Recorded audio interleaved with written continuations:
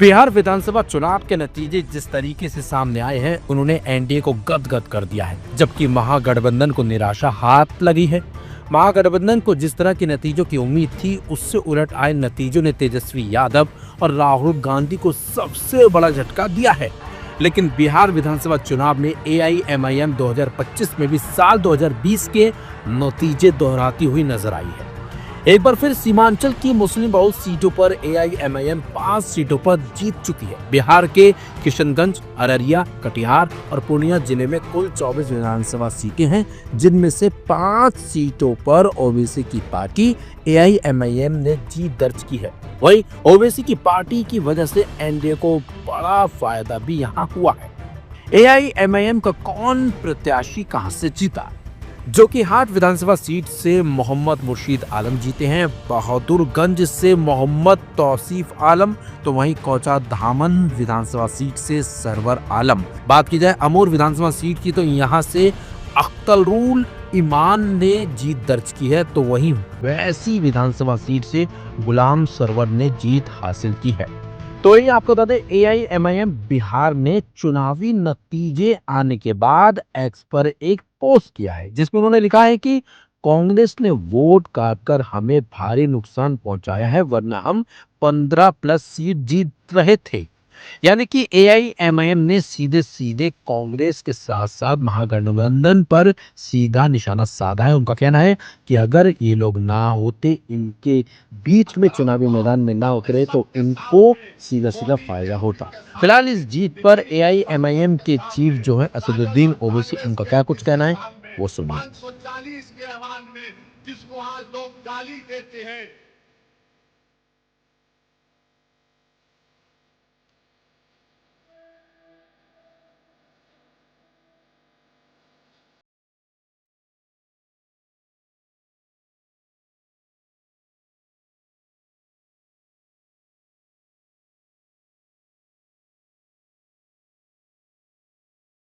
मैं सीमांचल की जनता का दिल की गहराइयों से उनका शुक्रिया अदा करता हूं कि उन्होंने हमारे 5 विधायक को दोबारा उसी जगह, उसी विधानसभा से कामयाब किया जहां से उन्होंने उनको कामयाब किया था, और खास तौर से उन 4 विधानसभा से जिसको राजद ने, इंडिया अलायंस ने हमसे तोड़ लिया था। तो वो जो तोड़ने वाले थे, समझे कि वो उन्होंने मजलिस को कमजोर कर दिया, मगर सीमांचल की जनता ने उस रिश्ते को और मजबूत कर दिया।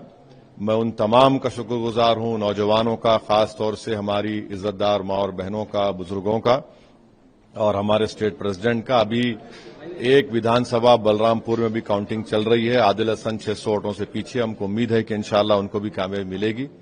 मगर सीमांचल की लड़ाई का हम आगाज 11 साल पहले किए थे, और आज भी हम सीमांचल के इंसाफ की लड़ाई लड़ रहे हैं। हमारे विधायक पूरा कोशिश करेंगे, और मैं भी वहां पर वादा किया हूं कि मैं आऊंगा वहां पर, और सीमांचल में डेवलपमेंट, इंसाफ, पलायन, इन्फेंट मोर्टालिटी रेट, पुलों की तामीर और जो नदी के कटाव का काम है, ये सब हल करने की हमारे विधायक कोशिश करेंगे। मैं दिल की गहराइयों से तमाम सीमांचल की जनता का शुक्रिया अदा करता हूं, बिहार की जनता का, जिन्होंने मजलिस के उम्मीदवारों को वोट दिया, हमारे जीडी अलायंस के उम्मीदवारों को वोट दिया, और हम उनका बहुत शुक्रिया अदा करते हैं। मेरे पास अल्फाज नहीं है। और साथ ही साथ जुबली हिल्स के भी आवाम का शुक्रिया अदा करता हूं कि उन्होंने नवीन यादव को कामयाब किया, और हम उम्मीद करते हैं कि जो ये बहुत बड़ी कामयाबी तेलंगाना के चीफ मिनिस्टर रेवंत रेड्डी को मिली, उनको भी मुबारकबाद। उन्होंने मुझे फोन करके शुक्रिया अदा किया।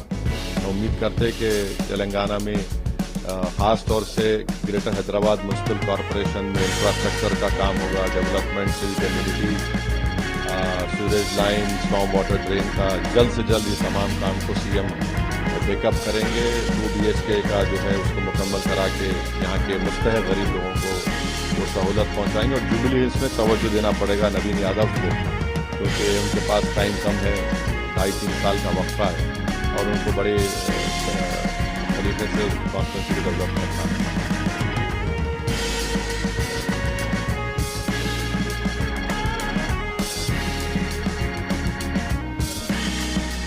देखिए, क्या बोलते हैं, जॉन एफ कैनेडी का एक मशहूर कोट है,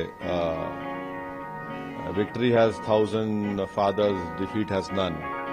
तो अब ये तो उनको सोचना है, मगर मैं तो इतना बड़ा पॉलिटिशियन नहीं हूं, मगर मुझे नजर आ रहा था कि ये रिजल्ट आ सकता। मैं इतना एक्सपेक्ट नहीं करा कि ये लोग 200 के करीब चले जाएंगे, मगर अब इनको सोचना है, अगर वो फिर कल से शुरू कर देंगे वो पुराना रिकॉर्ड, ओवैसी जिम्मेदार है। बहुत अच्छा है, शुक्रिया है। मैं तो आपको रिक्वेस्ट करूंगा मेरा गाना बजाओ, मगर आप देख लीजिए। और अफसोस की बात है कि अखिलेश यादव अभी से कह रहे हैं कि बिहार का SIR जिम्मेदार है इस कामयाबी का। ये गलत बात है। हम भी नहीं चाहते थे कि एनडीए जीते, हम पूरी कोशिश किए, आप देने को तैयार नहीं थे, उसके बावजूद भी हम पूरी कोशिश की। तो ये बिहार की जनता का फैसला है, उसको बड़ी इज्जत की निगाहों से हमको कबूल करना है। और अगर नीतीश कुमार को हम मुबारकबाद भी देते हैं, और अगर वो वाकई में सीमांचल और बिहार का सही विकास करना चाह रहे तो हम कंस्ट्रक्टिव कोऑपरेशन करेंगे ताकि सीमांचल में खास तौर से इंसाफ हो सके।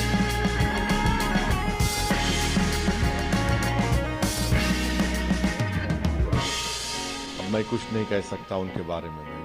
मैं आपको बोल चुका हूं, मैं खामखा अपना वक्त खराब नहीं करना चाह रहा हूं। अब इसके बावजूद भी अगर वो इस तरह का रीजन बताते हैं तो मैं क्या कह सकता हूं। Good luck.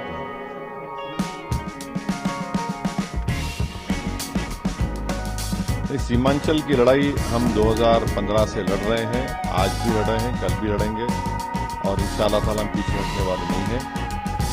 जो नई सरकार बनने जाएगी, हम उनसे भी उनके सामने जाकर ये तमाम चीज़ों को रखेंगे। हम हत्तल इम्कान कोशिश करेंगे। मैं भी सीमांचल आता जाता रहूँगा। मैंने वादा किया कि अमूर विधानसभा में, अमूर ब्लॉक में और बैसा ब्लॉक में हम ऑफिस बनाएंगे। मैंने जनता से कहा है कि 6 महीने में एक मरतबा मैं वहाँ पर आऊँगा। मैं जो कि हार्ट की जनता का शुक्रिया अदा करता हूँ, उन्होंने खुर्शीद आलम को कामयाब किया।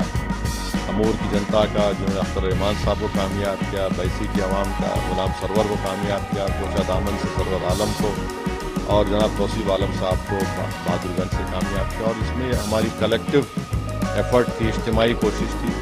माजिद हुसैन साहब का, अहमद दलाला साहब का, इम्तियाज जलील का, मुफ्ती इस्माइल कासमी साहब का, जनाब शौकत साहब का यूपी का, जो झारखंड से लोग आए, यूपी से, हैदराबाद से तमाम कॉरपोरेटर्स आए, और सीमांचल के हमारे मेंबर्स का जो बहुत मेहनत किए, हम तमाम मिलकर सीमांचल और के विकास। आगे की न्यूज के लिए वीडियो को लाइक कीजिए और चैनल को सब्सक्राइब कीजिए।